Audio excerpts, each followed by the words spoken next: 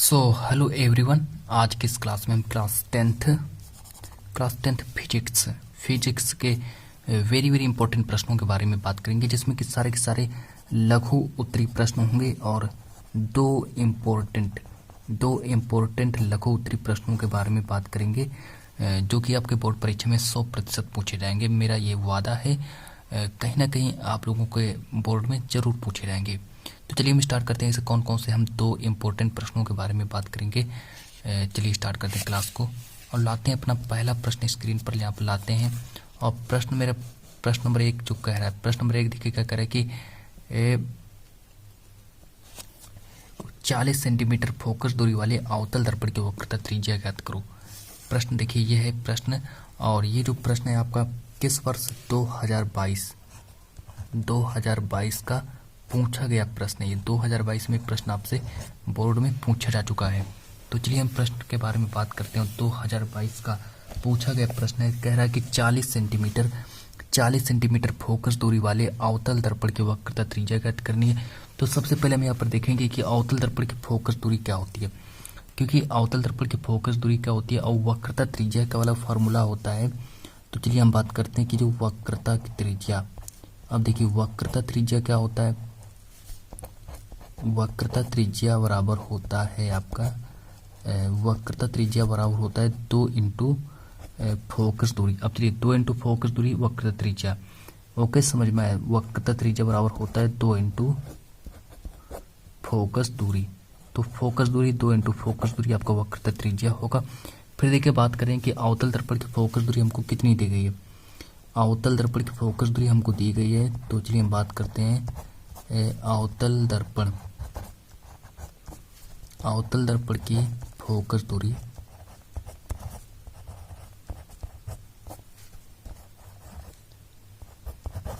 तो हमको अवतल दर्पण की फोकस दूरी कितनी दी गई है।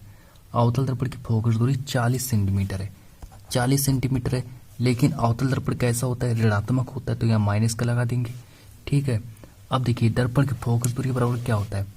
अभी दर्पण की फोकस दूरी बराबर होता है, नोट भी करते चलिए साथ साथ में, दर्पण की फोकस दूरी।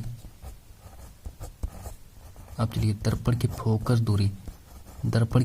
दूरी बराबर होता है वक्रता त्रिज्या बटे 2। अब देखो वक्रता त्रिज्या ऊपर लिखेंगे, वक्रता त्रिज्या अपॉन 2।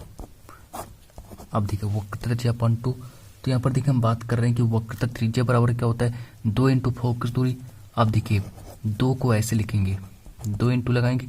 अब फोकस दूरी आपका कितना दिया, माइनस का 40 दिया है, तो माइनस का 40 यहाँ लगा देंगे। तो माइनस का 40 लिखेंगे, यहाँ पर माइनस का 14 लिखेंगे, तो कितना आ जाएगा, माइनस का 80 सेंटीमीटर आ जाएगा। माइनस का 80 सेंटीमीटर आ जाएगा, यही आपका आंसर हो गया। अब चलिए प्रश्न नंबर जो सेकंड है, प्रश्न नंबर सेकंड की ओर बढ़ते हैं। प्रश्न नंबर सेकंड के बारे में बात करते हैं कि मनुष्य की आंख के निकट बिंदु तथा दूर बिंदु से आप क्या समझते हैं।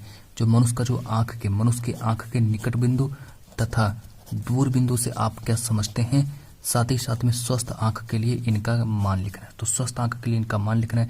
तो चलिए स्टार्ट करते हैं।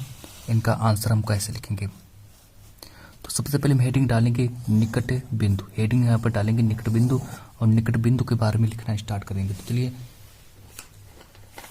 यहाँ पर अब हम निकट बिंदु के बारे में स्टार्ट करेंगे कि आंख के अधिक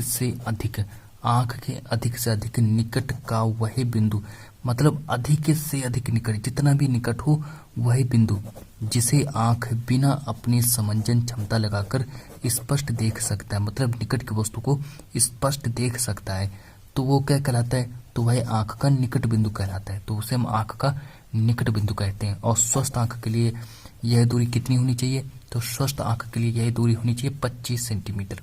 तो स्वस्थ आंख के लिए दूरी 25 सेंटीमीटर होनी चाहिए। इतना आप लोगों को समझ में आ गया कि आंख के अधिक से अधिक निकट का वही बिंदु जिसे आंख बिना अपनी समंजन क्षमता लगाकर स्पष्ट देख सकती है, साथ ही साथ में आंख का निकट बिंदु कहलाता है। स्वस्थ आंख के लिए यह कितना होता है, तो स्वस्थ आंख के लिए यह 25 सेंटीमीटर होता है। फिर यहाँ पर बात करते हैं कि दूर बिंदु किसे कहते हैं। आप दूर बिंदु किसे कहते हैं कि वह दूरतम बिंदु जिसे आंख बिना समंजन क्षमता लगाए स्पष्ट देख सकती है।